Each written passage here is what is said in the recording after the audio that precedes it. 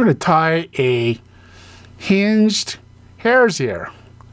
I actually got this pattern, developed this pattern for a buddy who fishes Spinney Reservoir quite a bit. He's got a cabin up there and he brings his boat up there and he's there every week and it's his relaxation. Now what I'm starting off with is a wiggle shank from Flyman Fish Company, and I am using A-dot uni white thread. I am taking my hare's mask and I'm cutting out some of the longer fibers out there to use as a tail. I'll use a comb, actually a mustache comb, to take out some of the fuzz from underneath, some of that subfur, and tie it in there. Now don't go very far from the eye of the hook. This is a kind of a little bit shorter fly.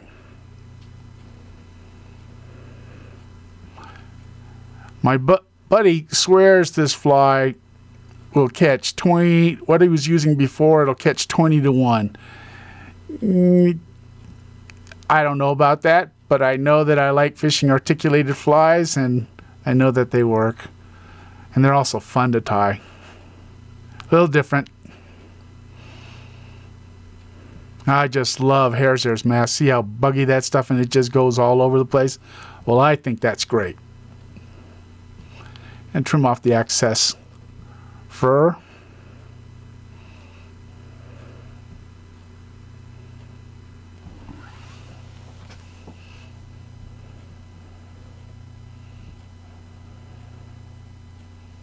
Boy, that stuff gets all over the place, don't it?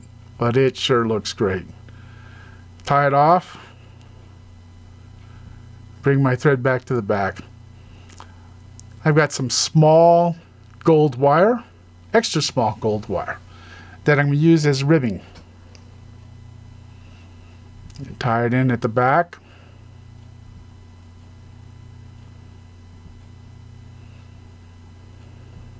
Adjust the length. Bring back my thread. Now the reason I went to the 8/0 thread is because I'm going to create a dubbing loop, and it holds quite a bit of material. Not too much material that I'd go to a double thread loop, but enough so that I went to a heavier thread. And the uni 8/0 splits really, really well. You'll see that needle bodkin. That is an airbrush needle from a Thayer Chandler A to be exact. It's got a short cone tip and it stays very sharp and pointed, and that's why I like using it. And I just put it into a handle. All the other bodkins I have, now I do have a long tapered hook, bodkin, but for these purposes, this needle works perfectly. Spin my thread, create my dubbing brush.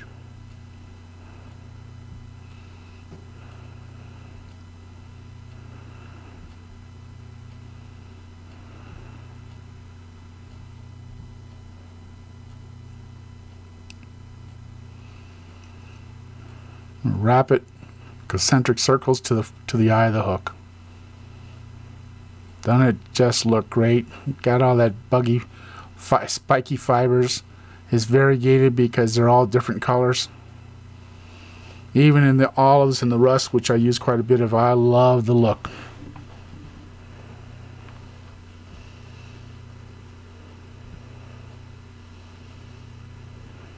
I'm going to take that gold wire and it's going to be my rib.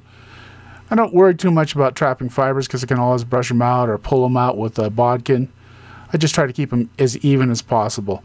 Now you can't see them very well, but once this fly gets wet, it really shows up the gold, and it sparkles in between. So when it moves through the water, not only is the shank moving or wiggling, you've got little spikes of color going on in there, or flash. Tie off my wire. Take off the excess. Whip finish.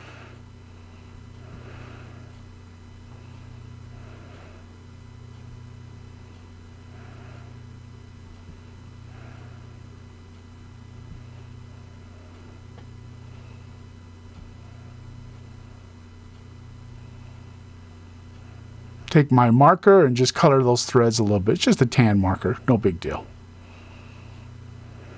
Just don't like just straight white. Now I will take a minute and a second just to clear as many as the fibers I can away from the eye of the hook, just to give it as much freedom or free movement as I possibly can. It's impossible to get all of them, but get some of the bigger ones. And pick out the fur just a little bit. Like I said, it's pretty buggy as it is.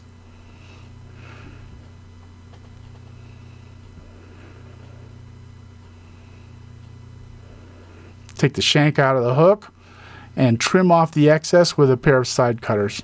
I just push back the material and get my side cutters in there as far as I can.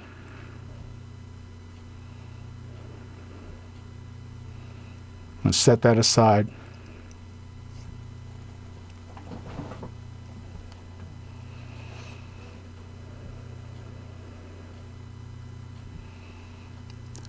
Now what I have in here is a 2457 Tiemco in a size 18, and I've got a 2 millimeter, 0.2 millimeter, 2 millimeter tungsten gold bead.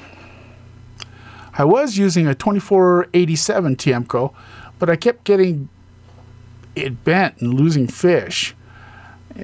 I'm chasing bass mostly with this fly, as well as anything else that'll take it, but the bass would bend this fly, especially the smallies. Now, that's a good problem to have. I like that. I'll take smallies that'll bend hooks any day of the week, though I do like to see the fish I hook. Tie in my thread. I've changed thread now. I've got to 17/0 uni. I can still need to split it, but very little material. So, and I hate buildup. That's what gets me in trouble all the time. Now, what I have here is a piece of 17/0 mono. I'm currently crimping a little flat surface in it so that I can match it up to the top of the hook, and I will figure eight it in with thread wraps. It's more stable to have something flat attached to something round than to have something round attached to something round. It just has more surface area to contact and therefore easier to keep in place. I'm just figure eighting this 17-pound mono. What it becomes at mono is the way to brace my loop for the hinged tail section, as you'll see in a second. Now what I have is a piece of 3X fluorocarbon tippet, and I'm crimping a flat section in the front, leaving a bit of space, which is about 3/16 to 1/4 of an inch. I'll show you that in a second. See that? I'm going to match those two flat areas together, and the section in between becomes the loop. Now, I lightly tie it in. I'm actually going to super glue it, but I just like having as much contact as possible between two materials to keep it in place. I'm going to re-add my tail section,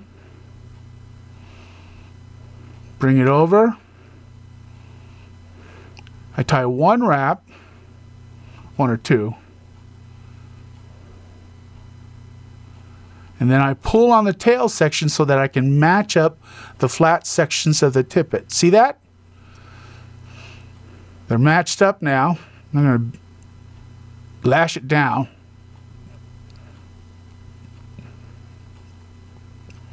I bring my tippet over and under the hook and then lash it down. See, then if and when the fish, there's no hook in that backside, but if it gets pulled on, all the tension or pressure goes into the hook and not on just the loop, dependent on the loop. Trim off the excess tippet.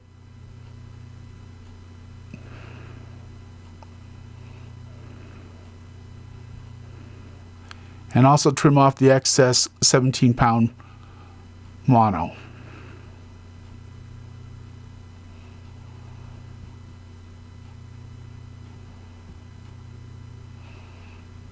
Put a little dab of CA or super glue.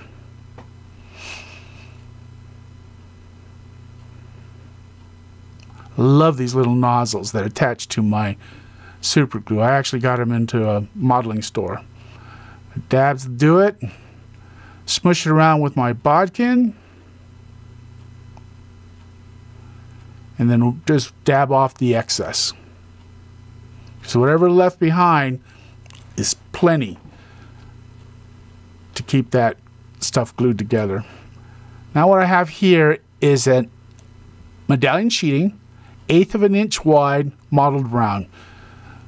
I like the mottled olive brown also.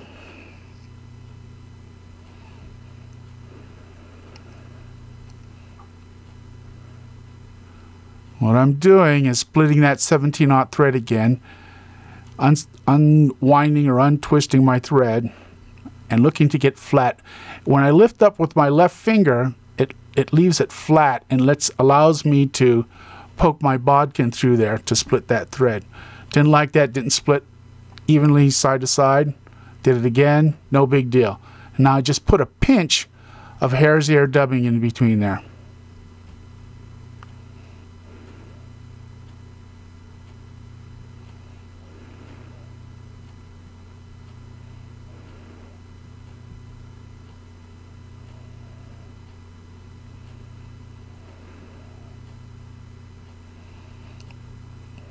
Spin my thread and create my dubbing loop.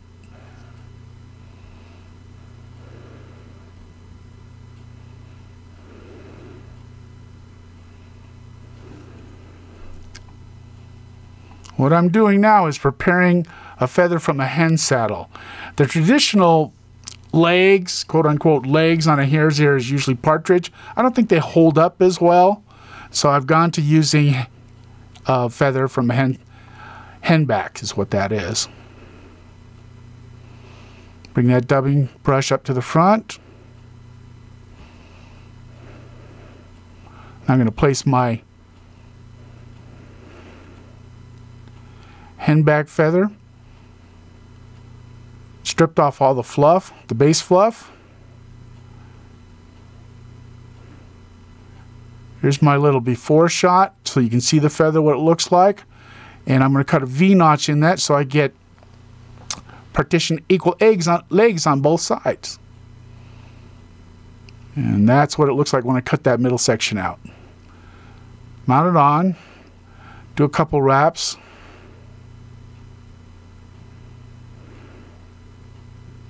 And pull to adjust. Loose wraps.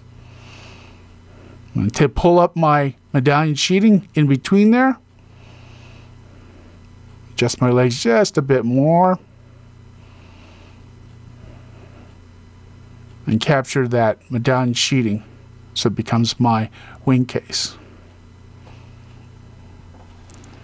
Now you see these nippers? They cut very, very close, so if you get a chance to see them, they're convex instead of concave. The only problem is sometimes I trim off the thread also.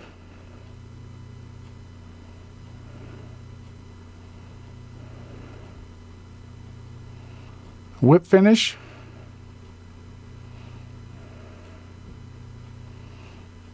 And trim my thread.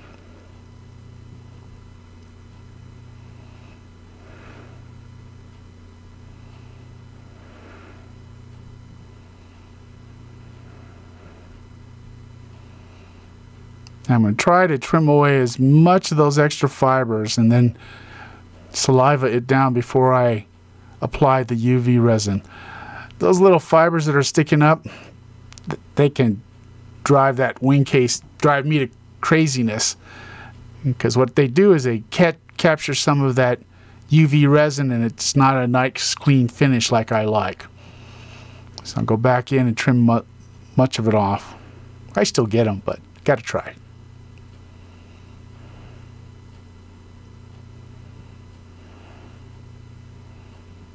Brush it back, got a little saliva on my fingertips, and apply my UV resin. I go from the eye all the way to the back. And see how you put that UV resin on that gold bead and it kind of like a magnifier? I like that. You can see I got a fiber sitting there right in the middle.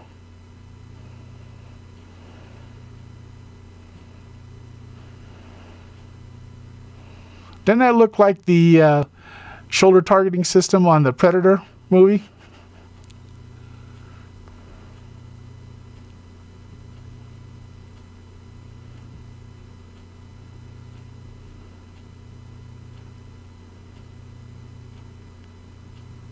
That's my hare's ear, or hinged hare's ear, or articulated hare's ear.